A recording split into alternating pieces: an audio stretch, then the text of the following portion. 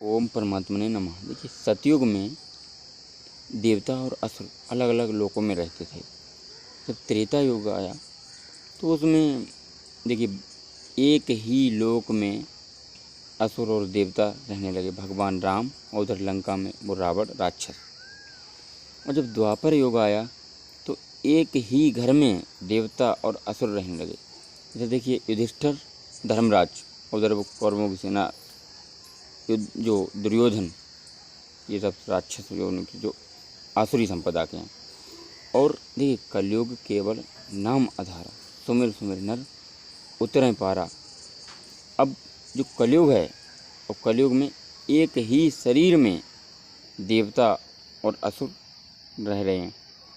जब आप में दैवी संपद कार्यरत है, अच्छे कर्म, अच्छे आचरण, धर्म कर्म, सब सेवा भाव, परोपकार, और जब आप में आसुरी संपदा जागृत है तो उल्टे सीधे कर्म, विकर्म, अशुद्ध, भ्रष्टाचार, मांसाचारी, पापाचारी, अत्यंत दुष्ट, क्रूर, ये कर्म हैं। तो आप जो हैं आसुरी संपदा में।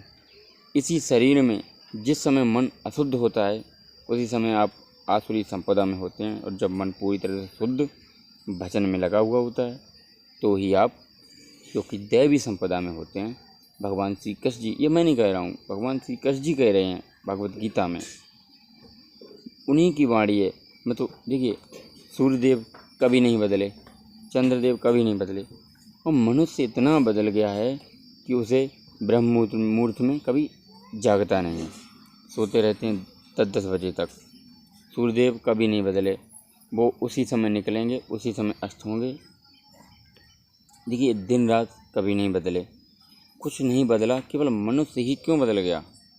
परमात्मा ने कुछ बदला है क्या? आम के पेड़ पर क्या नींबू लगने लगे? कभी नहीं लगे। तो तुम क्यों बदल गए? तुम अपना कर्म करो। तुम्हारे पास जो है केवल और केवल परमात्मा को प्राप्त करने के लिए तुम्हें यहाँ भेजा गया है।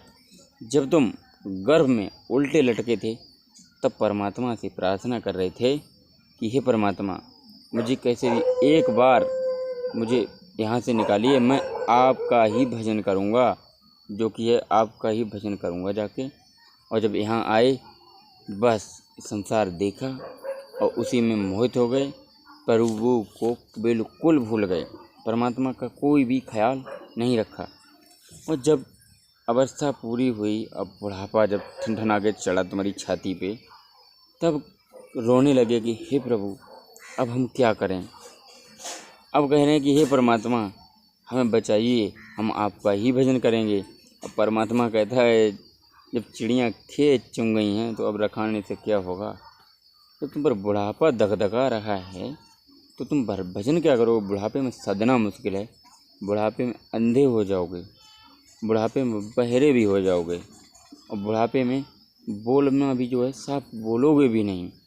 हो सकते हो हाथ पैर ये सब तुम्हारे जोड़ जोड़ काम ना करें तो तुम भजन कर लोगे?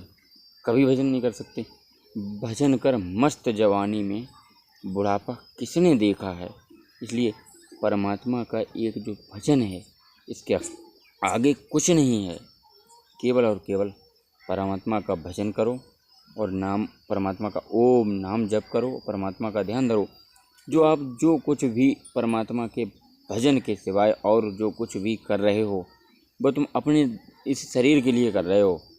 जो जब आत्मा जब शरीर से निकल जाएगी इस ढांचा से, तो आपका वहाँ हिसाब होगा कि तुमने क्या ही किया है वहाँ पर। तो जब तुम्हारे जब वही कर्म मिलेंगे कि अब तुम्हारा कुछ पुण्य कर्म तुम्हारा कुछ है नहीं।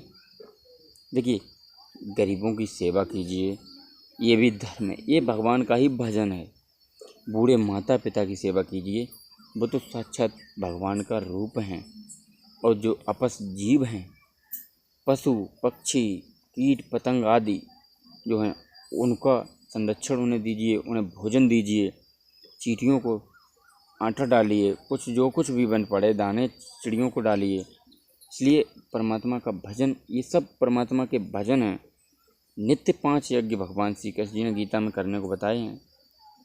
देखिए जो कि पहला ब्रह्म यज्ञ, परमात्मा की जो है नाम जप करना, सुबह शाम संध्या भजन यज्ञ करना। देवयज्ञ, देखिए जो है देवयज्ञ, नित्य रोज यज्ञ करना, चिंतन करना परमात्मा का। कर्म माने आराधना, कर्म माने चिंतन। अब अतिथि यज्ञ, आए हुए का सम्मान, गए का मान। अब पितृयज्ञ, बूढ़े माता पिता की सेवा, दादी बाबा चाहे जो भी हों बुजुर्ग। अब आइए बैलवस्या देव यज्ञ, जो है उसे पशु पक्षियों की सेवा, कीट पतंगों की, इनकी सबकी सेवा करना, जो बेचारे कुछ कर नहीं सकते उनकी सेवा करना। ये 5 यज्ञ नित्य करने को परमात्मा ने भगवत गीता में साफ साफ बताए हैं। अब इसलिए सब कर्म करते हुए परमात्मा का भजन करें, अच्छे कर्म करें, तो ही आप महान आचरण वाले महान व्यक्ति कहलाएंगे। महान आत्मा, जैसे महान आत्मा वो ही महात्मा। वस्त्र से नहीं, जब महान आचरण होंगे तो ही वस्त्र शुद्ध होगा, ऐसे नहीं। जब महान आचरण करोगे, परमात्मा का भजन करोगे, सब कुछ तुम्हारा शुद्ध हो जाएगा। और हर तरफ से एक हाथ में देवत्व और एक हाथ में महामहिम, दोनों हाथ में लड्डू ही लड्डू होंगे।